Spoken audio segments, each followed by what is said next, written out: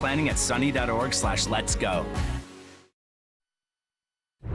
Tonight, the deadly standoff inside a bank. Gunfire erupting, images coming in at this hour. At least 5 people killed. The video of officers storming in. An armored police vehicle smashing through the doors. The State of the Union standoff tonight. President Trump telling Nancy Pelosi he plans to deliver his State of the Union from the Capitol Tuesday night. Waiting to see how she would react. Tonight, the reaction from the speaker right here. The urgent plea for help at this hour in the search for this 3-year-old boy who vanished from his grandmother's yard. The woman held captive in Boston, the suspect crying in court today. Authorities say the victim was able to get back her cell phone to call for help. The major storm across 20 states tonight, heavy snow, ice, and rain all the way east. Rob times it out. President Trump's former fixer Michael Cohen suddenly saying he won't testify before the American people because of threats, he says, from the president. Venezuela tonight in a free fall, the U.S. no longer recognizing Venezuela's president. He retaliates, telling American diplomats they have 72 hours to get out. Our team back on this tonight. The ABC News investigation tonight, the young woman, a billionaire, who sold her tests at pharmacies, tests to detect diseases. But did she put Americans at risk? Tonight, we've obtained the deposition never seen before.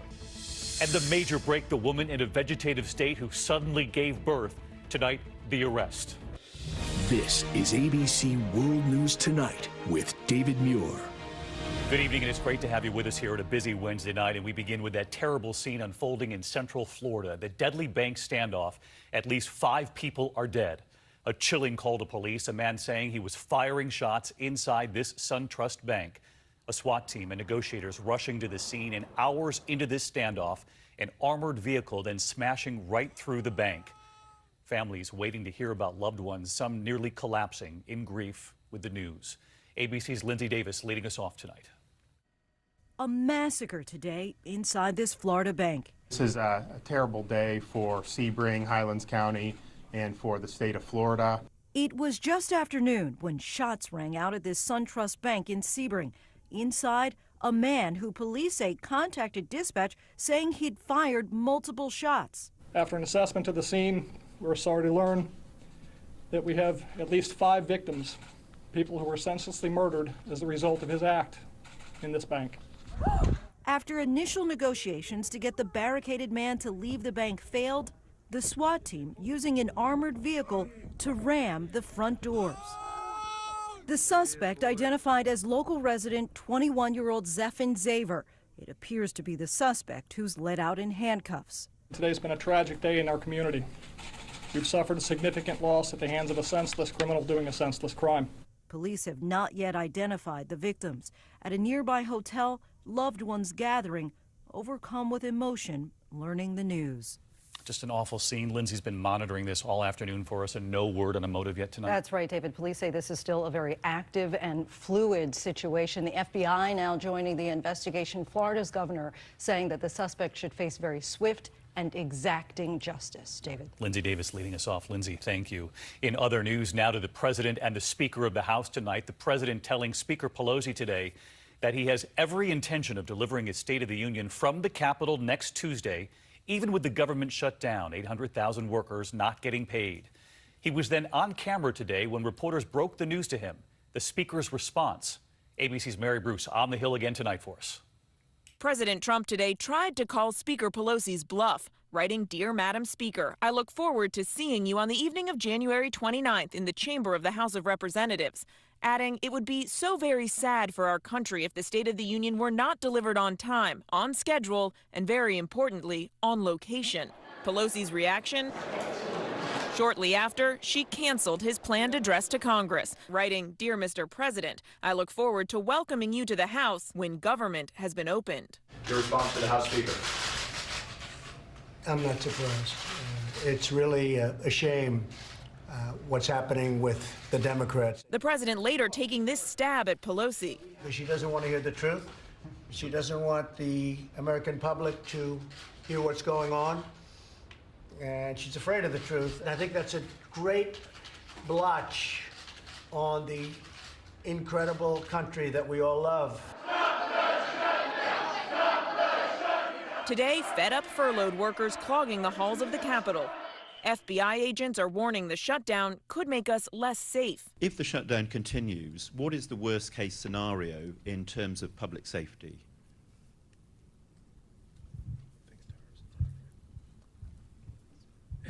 The FBI needs to be fully funded so that we can do our jobs, stop terrorist attacks. We need to do that to keep this country safe. 800,000 federal workers now on the verge of missing their second paycheck. The Coast Guard commandant beyond frustrated. I find it unacceptable that Coast Guard men and women have to rely on food pantries and donations to get through day-to-day life as service members.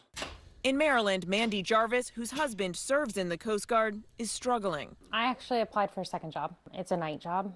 I already work days. Even working a second job, I still wouldn't be able to supplement what he makes. So many people feeling the effects of this. Mary Bruce live on the Hill tonight. Mary, President Trump still hopes to deliver his address, if not the Capitol, someplace else perhaps? Yeah, and David, sources tell us that the president is actively exploring his options, weighing whether to give a speech here in Washington or somewhere else around the country. And we know he has been preparing two different versions of the speech, depending on where he ends up delivering it. David. Mary Bruce live on the Hill tonight. Thank you, Mary. In North Carolina tonight, there is an urgent search for a 3-year-old boy, Casey Hathaway. He went out to play with 2 other children and then disappeared from his grandmother's yard. Here's ABC's Steve Osunsami now. Volunteers from the U.S. Marines are helping authorities in eastern North Carolina tonight, searching the thick woods for 3-year-old Casey Hathaway. The FBI is here, and more than 400 neighbors are also helping in the search, but so far, no sign of the boy. Our number one priority right now is finding Casey. The 3-year-old went missing Tuesday afternoon from his grandmother's home in rural Craven County, where he was playing in the backyard with 2 related children. By the time the other kids came inside, the boy had disappeared. It was freezing cold Tuesday night, and authorities are hoping the boy found shelter, but they're also searching nearby waters. I want to reiterate the family has been extremely cooperative, and we're thankful for that. So no tip is insignificant, and if anybody out there has any tips, remember, Casey's a small child. He's cold. He's hungry. County investigators here say they're treating this as a missing persons case, but say they're not ruling out that this child may have been kidnapped. David? Steve, thank you. And we are also learning more tonight about the young woman held captive in Boston. Tonight, the suspect breaking down, crying in court, and authorities have now revealed that the woman was able to get her cell phone back and turned on, which is how they found her. ABC's Whit Johnson is in Boston. A crush of cameras greeting Victor Pena as he arrived at court. Inside, the 38-year-old mumbling and sobbing, pleading not guilty to kidnapping 23-year-old Olivia Ambrose. Ambrose arriving home overnight. She's very strong and she's doing okay. We're grateful and we know that many times the outcome isn't this. She went missing after leaving this bar Saturday night and her phone went dead. 3 days later, police identifying Pena as a person of interest, releasing these surveillance photos, one showing him with his arms around her. It's obvious from the video surveillance that she did not go along willingly. Court documents say police got a break when Olivia reactivated her phone and texted her mother. Boston police converging on Pena's apartment, finding Ambrose crying with a horrified look on her face. Olivia telling police she was being held against her will. The court clinician said Pena showed signs of psychosis, but she couldn't be sure if it was real or some kind of an act. So Pena was sent to a mental institution to undergo a more thorough evaluation before his next court appearance, February 11th. David? All right, Whit Johnson in Boston for us. Thank you, Whit. We are following yet another storm tonight. The dangerous system moving east at this hour. 20 states under winter weather alerts and flood alerts as well. Whiteout conditions in Traverse City, Michigan. In fact, the Detroit airport was closed for more than 12 hours. All of this, of course, heading east, and meteorologist Rob Marciano tracking it all for us. Hey, Rob. Hi, David. This is a big storm. It's going to hit everybody on the East Coast, mostly with rain. Let's get right to it. We've got flash flood watches that are posted for the big cities, and the southeast is going to get some heavy rain with thunderstorms rumbling across the Gulf Coast there. Atlanta, you get it tonight. And then during the day tomorrow, we're looking for heavy rain from Raleigh to Richmond, Baltimore, D.C., New York, and up through Boston. High wind warnings, too. Just a miserable day. Most of it clears out by the evening rush. A little mixing in, but lake effects nose crank as temperatures drop 30 to 40 degrees behind this front, and that settles in for the weekend. David? All right, Rob Marciano, thank you. And now the warning tonight for U.S. diplomats in Venezuela. They have 72 hours to get out of the country.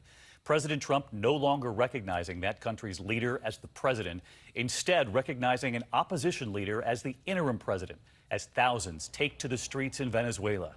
As you know, we have reported for years from Venezuela on an economy in free fall, little food, medicine, and skyrocketing prices. ABC's Matt Gutman is back on this tonight. Tonight, the emergency unfolding in Venezuela.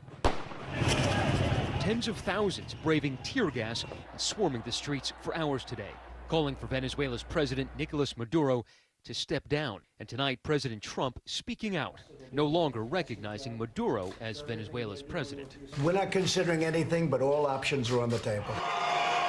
The U.S. and other countries are now recognizing this 35-year-old as the country's interim president. Juan Guaido is the head of the opposition, and today he was sworn in as president by the National Assembly, which calls Maduro illegitimate. Maduro firing back tonight, calling this an American-led coup, giving American diplomats 72 hours to get out. Fuera, se van de Venezuela. For 3 years now, we've been reporting on Venezuela's collapsing economy. Millions once in the middle class now fleeing Venezuela, looking for food and medicine. It's hard to imagine that when this boy came here, he was about 9 pounds, and now he's about 13 pounds. That report just a couple of weeks back, Matt. 72 hours to get out now for American diplomats, and you've learned they're taking this very seriously? Very seriously, David. It is extraordinarily rare for an entire diplomatic mission to be expelled. I'm told that officials and their dependents have go bags packed already, and it is very possible that we could see a mass exodus of Americans from Venezuela in the coming days. David. Matt Gutman on this for us again tonight. This evening, the president's longtime personal attorney and fixer Michael Cohen now says he will not testify before the American people after all, at least for now, because of threats, he says, from the president and the president's lawyer, Rudy Giuliani. Here's Cecilia Vega. The president's longtime attorney and fixer Michael Cohen today abruptly pulling the plug on his much-anticipated testimony to Congress. Cohen's lawyer citing ongoing threats against his family from President Trump and Mr. Giuliani, adding this is a time where Mr. Cohen had to put his family and their safety first. The president today denied making any threats. No, I would say he's been threatened by the truth. He's only been threatened by the truth. But he has called for Cohen's father-in-law to be investigated, even though he is not currently accused of any crime. He should give information maybe on his father-in-law, because that's the one that people want to look at. And just this weekend, another unfounded allegation from Rudy Giuliani. So it's okay to go after the father-in-law? Now, of course it is. If the father-in-law is a criminal, we talked about Ukrainians, his father-in-law is a Ukrainian. His father-in-law has millions and millions. Of course it's not. I'm telling you, it comes from the Ukraine. The reason that's important is he may have ties to something called organized crime. Cohen says those amount to threats, and he fears for his family's safety. All right, Cecilia Vega with us live from the White House. And Cecilia, I know House Democrats are now considering whether to subpoena Michael Cohen. They are, David, and they say they have offered him help with security, law enforcement, if in fact he is scared for his safety. But House Oversight Committee Chairman Elijah Cummings today was adamant that Cohen will testify. He said, quote, whatever we have to do to get him here, we will do it. Cecilia Vega, always great to have you. We turn next tonight to the ABC News investigation involving the young woman, the self-made billionaire, and her company, Theranos. She claimed to have developed a blood test that could save lives. But did she put lives at risk? Tonight, we have now obtained the deposition never seen before, and ABC's chief business correspondent, Rebecca Jarvis, reports. She's the Stanford dropout who became the youngest female self-made billionaire and had legions of believers. Elizabeth Holmes boasted her company Theranos could detect hundreds of diseases from just a drop or two of blood. We've made it possible to run comprehensive laboratory tests from a tiny sample. That pitch convincing everyone from Rupert Murdoch to the owner of the Patriots to American retirees to invest. Anything at all you want to say? But Holmes is now facing criminal charges and up to 20 years in prison. She's pleaded not guilty. Prosecutors say she knew Theranos couldn't deliver accurate and reliable results for all its blood tests, which experts say potentially put thousands of patients at risk. Okay, this is the Walgreens. Sherry Ackert took a Theranos test at her local Walgreens and mistakenly feared her breast cancer had